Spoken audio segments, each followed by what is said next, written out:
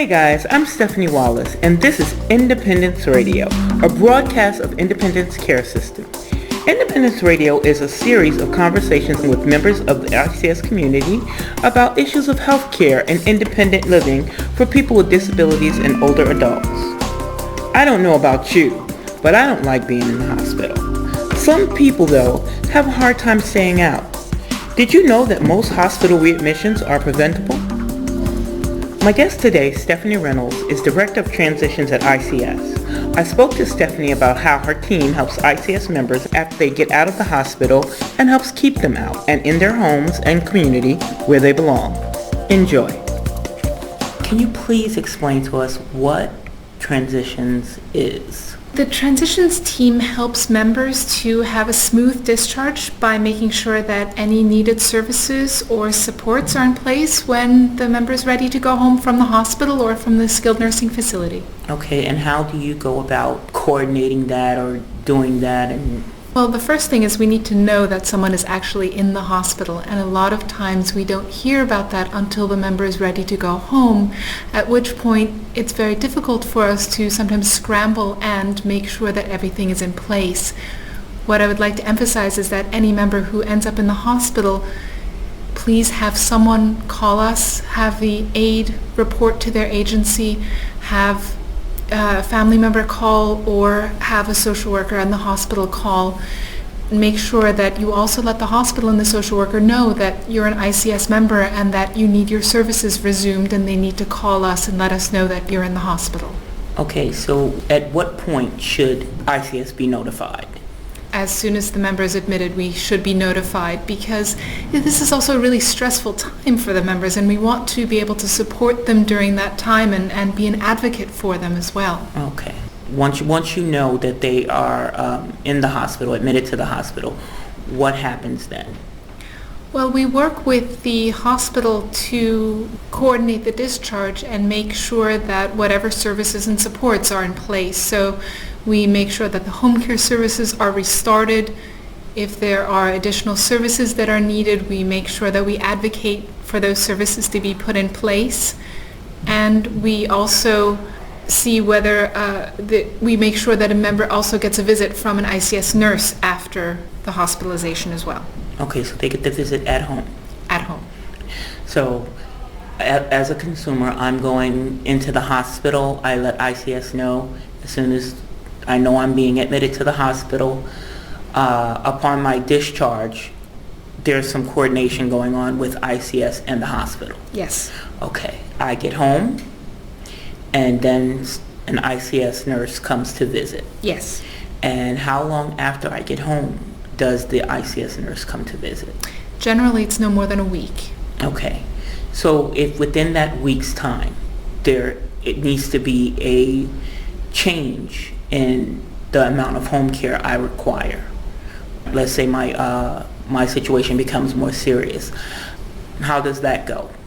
Well, that is something hopefully we would be able to identify before the member is ready to be discharged home, so that we can put those services in place before the nurse even comes to the home.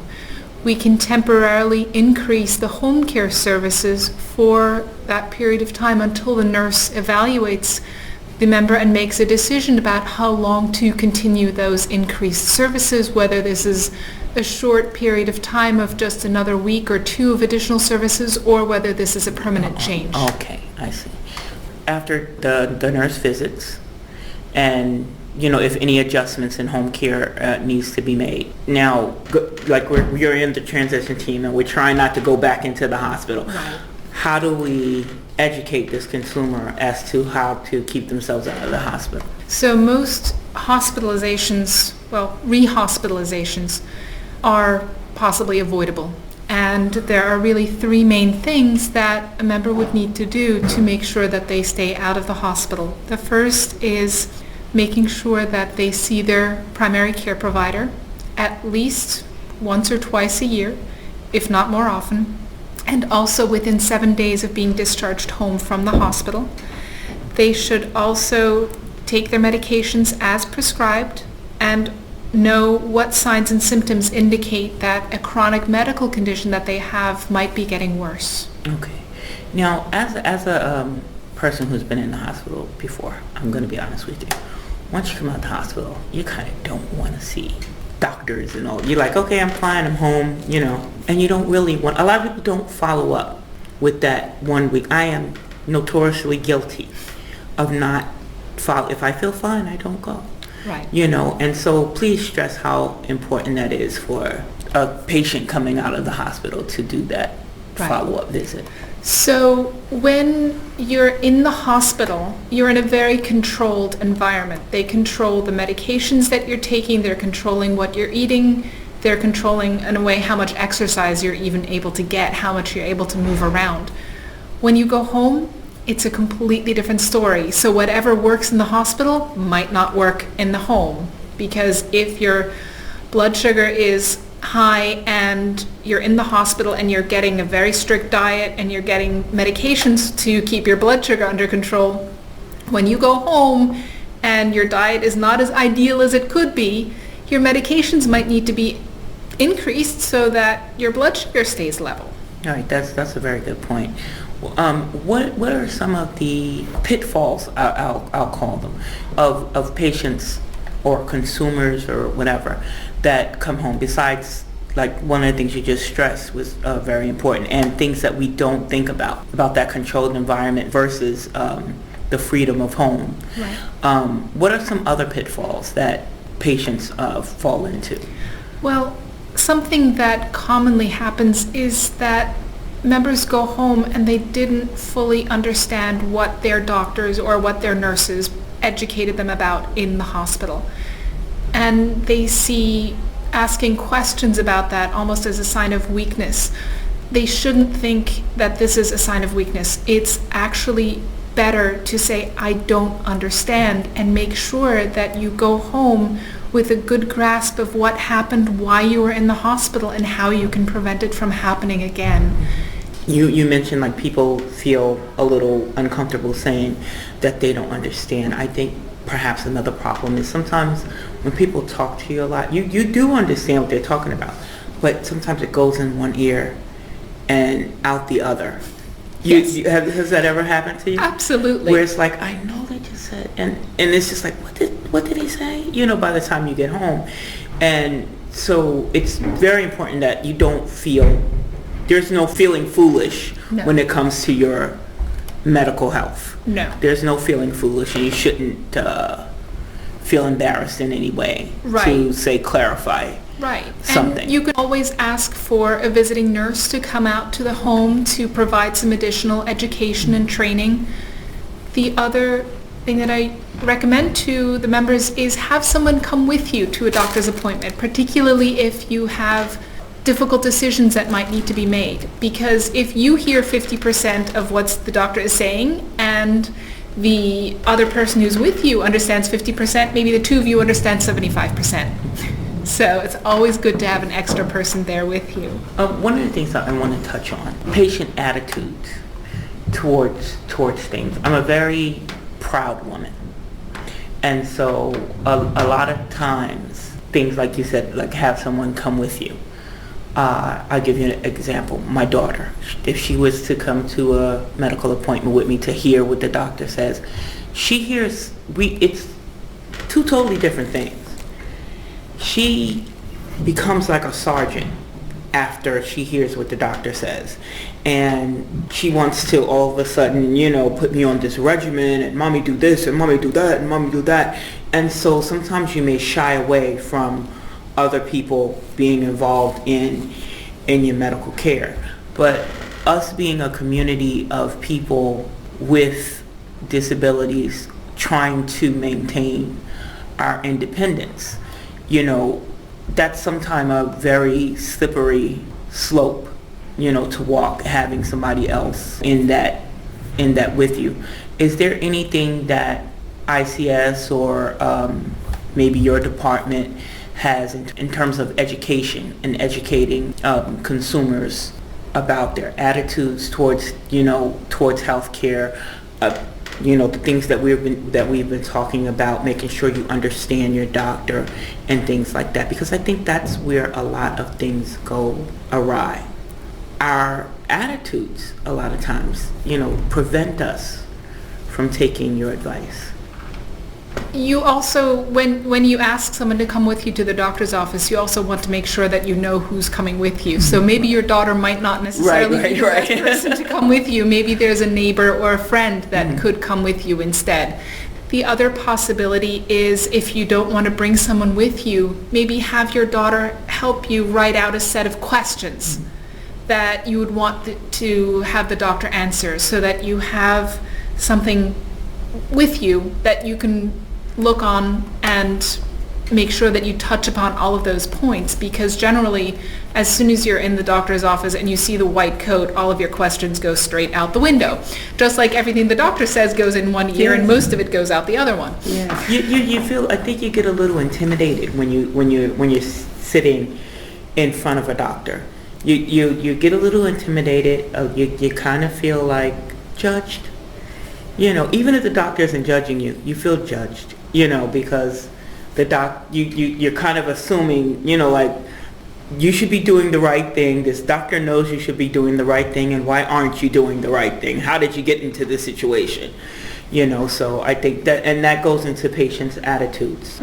Actually, I wanted to just touch on something else, which is the medications. So that is something else that you need to be honest about.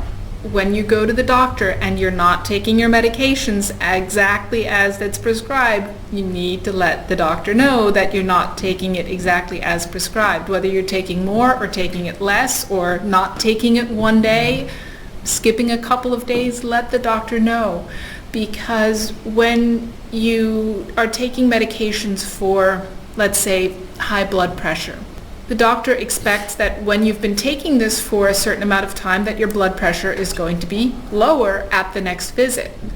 If you don't take the medication because it's making you feel sleepy or it's making you feel groggy, and you go to the doctor and you don't tell him that you're not taking it, he's just going to increase the dose of the medication, which is no help to you and it's no help to him. Right, and he's increasing it because he thinks you're taking what he asks you to take, and wow, you're taking the medicine and it's still not working. Your blood pressure is still sky high, so here, you need more. Exactly. Or then they send you for tests because all of a sudden, this medication isn't working. Why isn't it working for you? Let me send you to this specialist and that specialist and get XYZ tests done.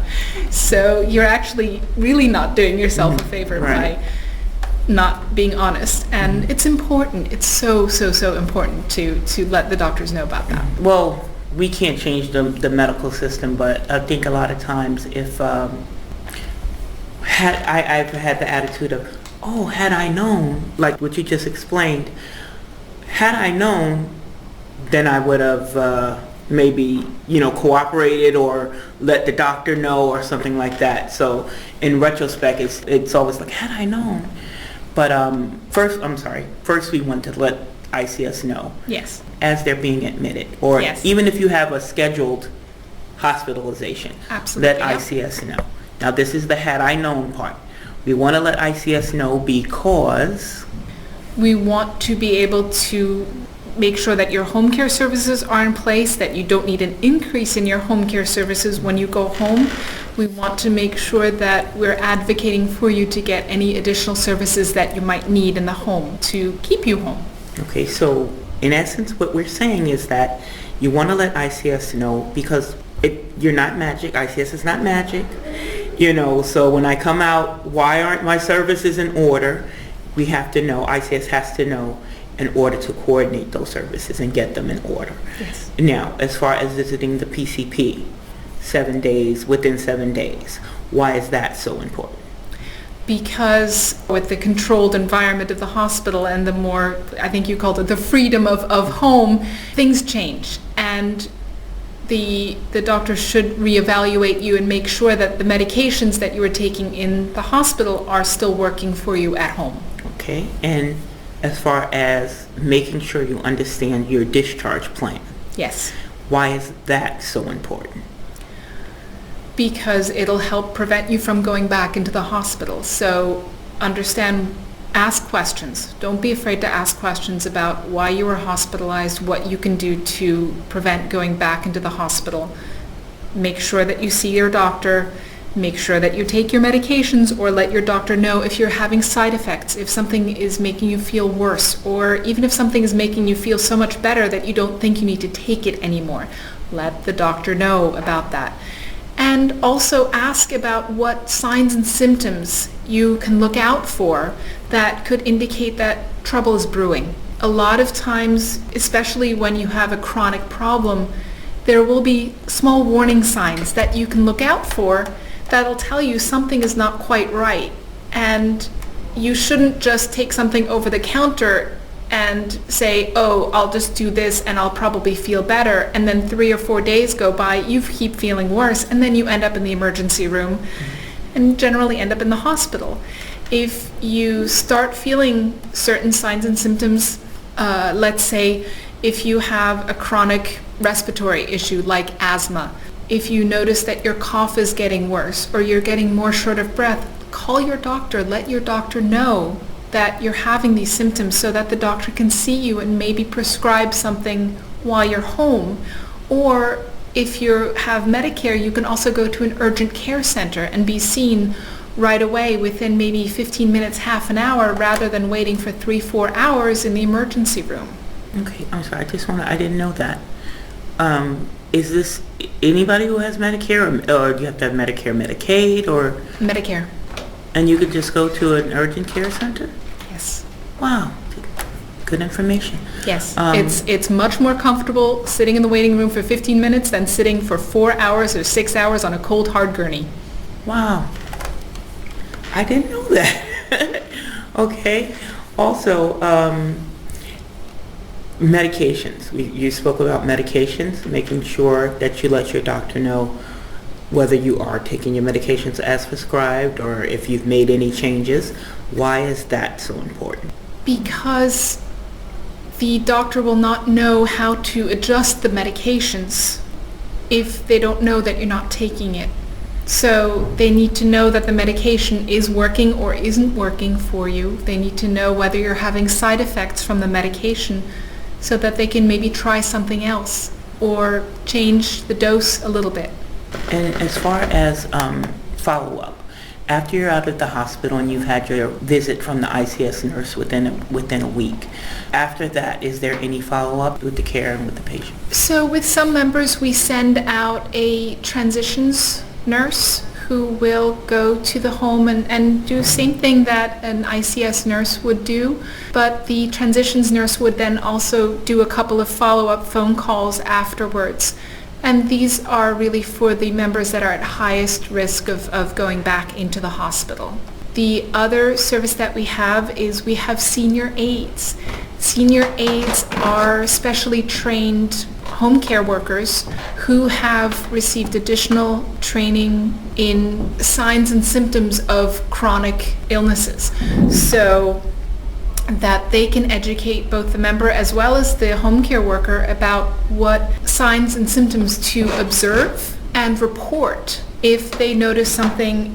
Let's say somebody is developing a urinary tract infection or asthma, like I spoke about earlier. There are certain warning signs, and helping the home care worker as well as the member learn to identify those problems as early as possible, again, so that they can be seen by their doctor or by an urgent care center rather than going into the emergency room. So, wrapping up, if you had a final message for consumers concerning staying out of the hospital or being readmitted into the hospital, what would your message to consumers be?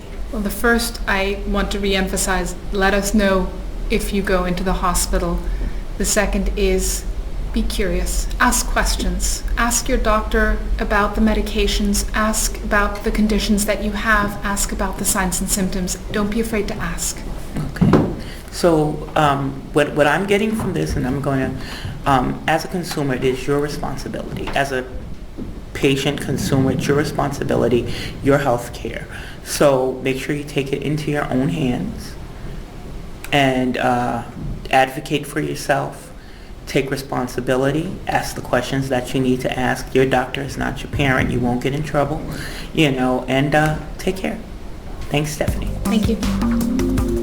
That was Stephanie Reynolds, Director of Transitions at ICS. Remember, If you are an ICS member who is on Medicare, you don't have to go to an emergency room for non-life-threatening urgent care. You can go to your primary doctor or an urgent care facility like CityMD, where the wait is much shorter, much more pleasant, and you may not end up in the hospital. But if you do wind up in the hospital, remember to call ICS to let them know. The number is 877-ICS-2525, and Stephanie's team will help make your transition back home as smooth as possible.